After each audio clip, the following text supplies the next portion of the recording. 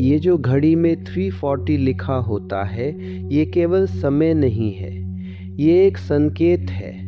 ये वह क्षण है जब प्रकृति मौन में प्रवेश करती है और मन सबसे अधिक शांत होता है। रात जा चुकी होती है, दिन अभी आया नहीं होता। दुनिया सो रही होती है, सड़कों पर शोर नहीं होता। दुनिया सो रही होती है, सड़कों पर शोर नहीं होता। विचारों में भीड़ नहीं होती। इस समय मन और अस्तित्व के बीच की दूरी सबसे कम होती है। जो लोग इस समय सो रहे होते हैं, वे केवल नींद में नहीं होते, वे अपनी पूरी जिंदगी को भी नींद में जी रहे होते हैं। वे वही दोहराते हैं जो कल किया था और वही दोहराते रहेंगे जो कल करेंगे। लेकिन जो व्यक्ति 340 पे जागता है, वह भीड़ से अलग खड़ा हो जाता है। वह ये घोषणा करता है कि वह अपनी जिंदगी होश में जीना चाहता है। इस समय मन का नियंत्रण ढीला होता है, अहंकार गहरा सोया होता है। जो भी बीज इस समय डाला जाता है, जो भी बीज इस समय डाला जाता है, जो भी बीज इस समय डाला जाता है, वो सीधे भीतर उतरता है।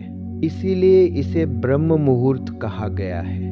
यह कोई धार्मिक शब्द नहीं है, ये चेतना की अवस्था का नाम है।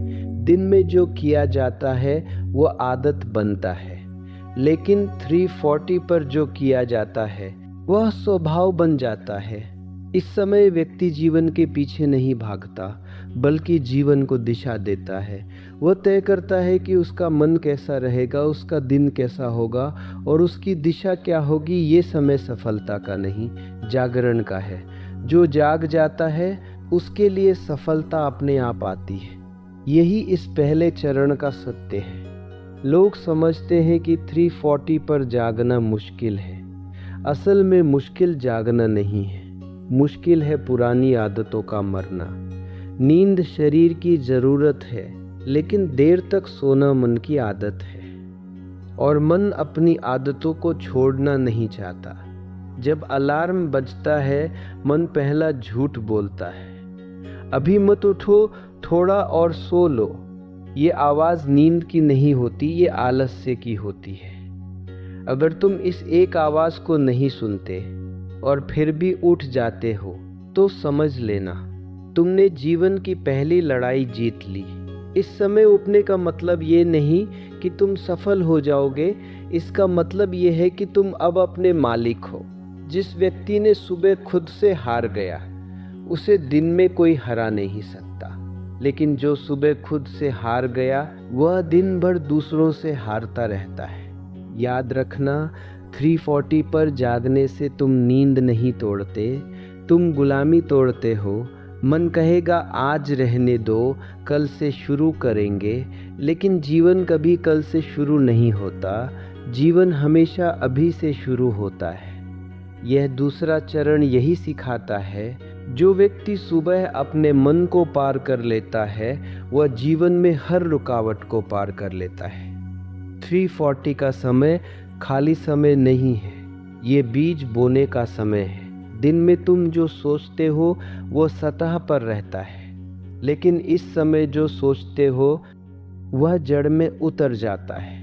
इस समय मन शांत होता है, विचार धीमे होते हैं और अवचेतन पूरी तरह खुला होता है।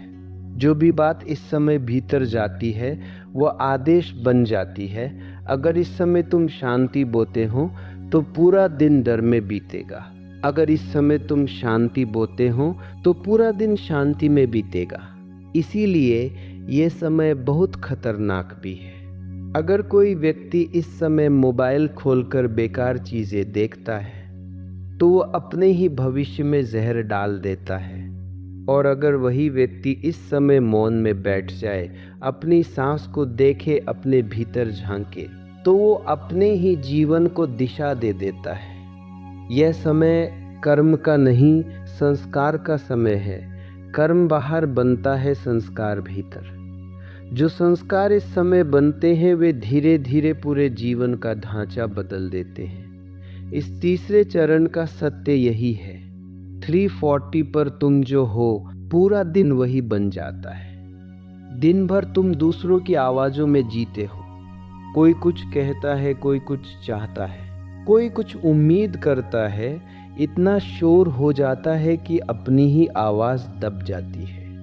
3:40 का समय वो क्षण है जब बाहर का शोर नहीं होता और भीतर का शोर भी थक चुका होता है।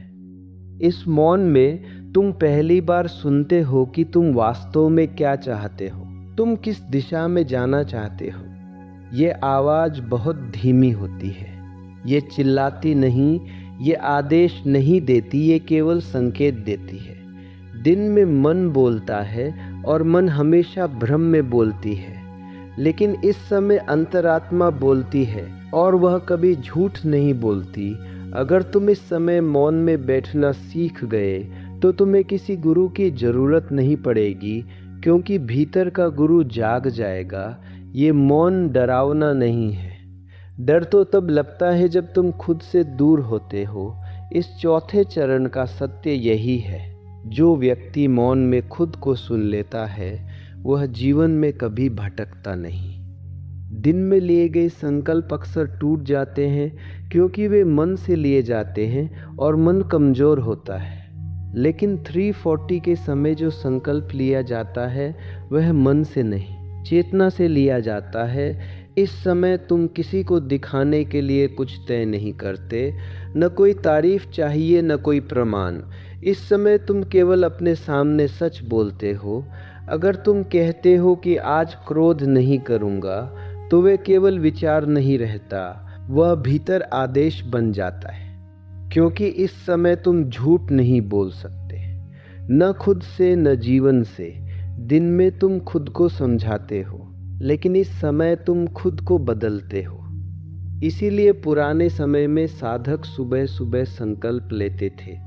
वे जानते थे कि यही वो क्षण है जब जीवन सुनता है। इस 5वें चरण का सत्य यही है, जो संकल्प इस समय लिया जाता है उसे पूरा करने के लिए जीवन खुद रास्ता बना देता है। दिन चढ़ते ही अहंकार जाग जाता है।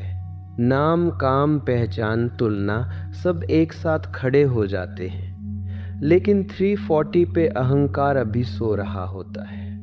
न तुम किसी से बड़े होते हो, न छोटे, न बेहतर, न कमतर। इस समय तुम केवल होते हो। यही कारण है कि इस समय प्रार्थना आसान होती है, ध्यान गहरा होता है और सत्य स्पष्ट दिखाई देता है। लेकिन चेतना को कुछ बनने की जरूरत नहीं होती। जब अहंकार अनुपस्थित होता है तभी सीख संभव होती है, तभी परिवर्तन होता है। दिन में जो ज्ञान मिलता है वह जानकारी बनता है, लेकिन इस समय जो अनुभव होता है वो रूपांतरण बनता है। इस छठे चरण का सत्य यही है, जब अहंकार सोता है तभी असली जीवन जागता है। दिन में समय भागता हुआ लगता है, घड़ी तेज चलती है, काम खत्म नहीं होते, मन थक जाता है। लेकिन 3:40 के समय समय जैसे रुक जाता है, मिनट लंबे हो जाते हैं, सांसें गहरी हो जाती हैं और मन को कहीं पहुंचना नहीं होता। इस समय कोई जल्दी नहीं होती, क्योंकि कोई दौड़ नहीं होती, न भविष्य की चिंता, न अतीत का बोझ।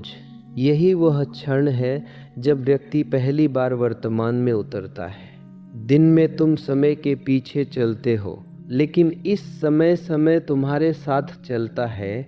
जब समय धीमा होता है तब देखने की क्षमता बढ़ती है। तुम छोटी छोटी बातों को महसूस करने लगते हो। जो दिन में छूट जाती है ये कोई कल्पना नहीं है, ये अनुभव है। जो इसे जीता है वही इसे जानता है। इस 7वें चरण का सत्य यही है, जिसने समय को धीमा कर लिया उसने जीवन को गहरा कर लिया।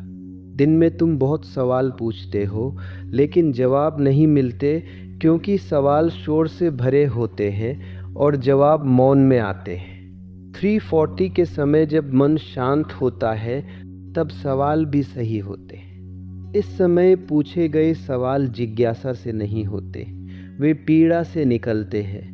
और जो सवाल पीड़ा से निकलता है उसका उत्तर जीवन देता है। यहाँ कोई शब्दों में जवाब नहीं मिलता, कोई आवाज़ नहीं आती, बस एक स्पष्टता उतरती है।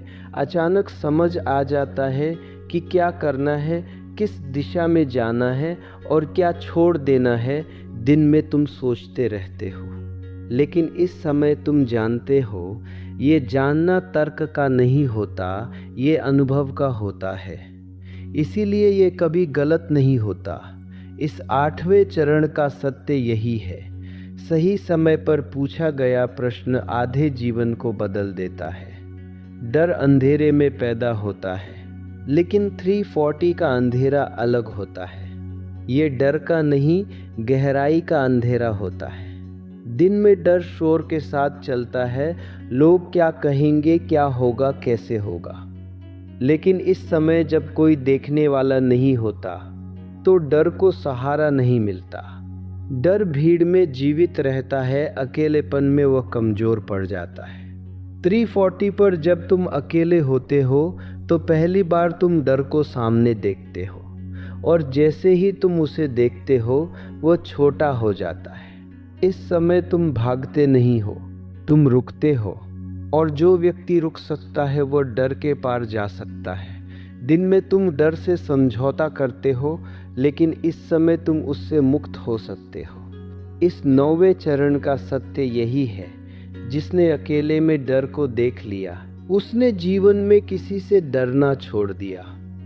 लोग समझते हैं कि भविष्य दिन में बनता है, काम करने से, दौड़ने से, भागने से।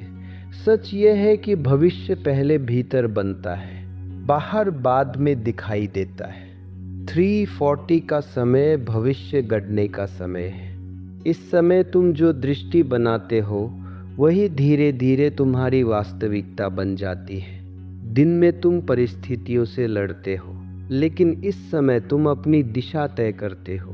यहाँ कोई योजना नहीं बनती, यहाँ दृष्टि बनती है। योजना बदल सकती है, लेकिन दृष्टि कभी नहीं बदलती। जो व्यक्ति इस समय अपने जीवन की दिशा को स्पष्ट देख लेता है, उसे रास्तों की चिंता नहीं करनी पड़ती।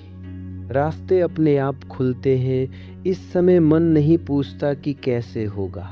मन शांत होता है और जीवन भरोसा करता है। इस 10वें चरण का सत्य यही है। जिसने सुबह अपने भविष्य को भीतर देख लिया, उसका भविष्य बाहर भटकता नहीं। जीवन कठिन नहीं होता, हम उसे कठिन बना लेते हैं। बहुत ज़्यादा सोचकर, बहुत ज़्यादा चाहकर, बहुत ज़्यादा पकड़कर।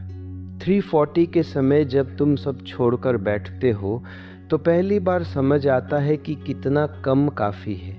इस समय न तुलना होती है, न प्रतिस्पर्धा, न दिखावा। तुम सिर्फ सांस लेते हो, और वह भी पर्याप्त लगता है। दिन में जीवन उलझा हुआ लगता है, लेकिन असल में उलझन मन की होती है। जब मन शांत होता है, तो समस्याएं भी अपनी जगह बैठ जाती है।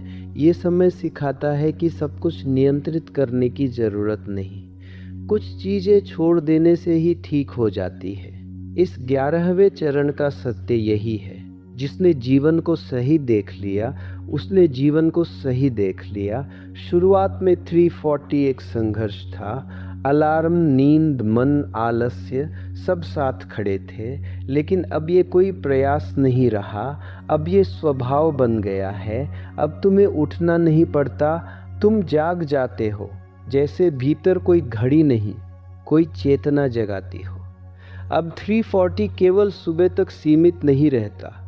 अब वही जागरूकता दिन में भी चलती है, काम करते समय, बोलते समय, निर्णय लेते समय।